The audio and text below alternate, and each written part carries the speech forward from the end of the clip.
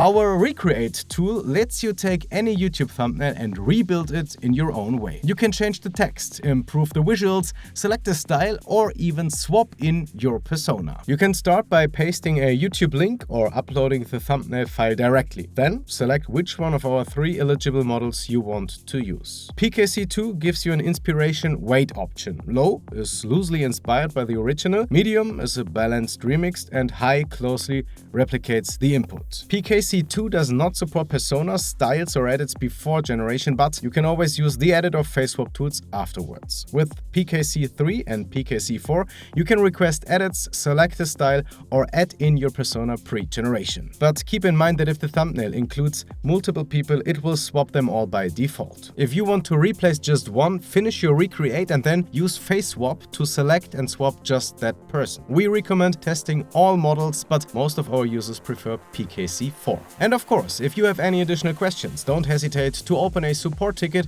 We are always happy to help.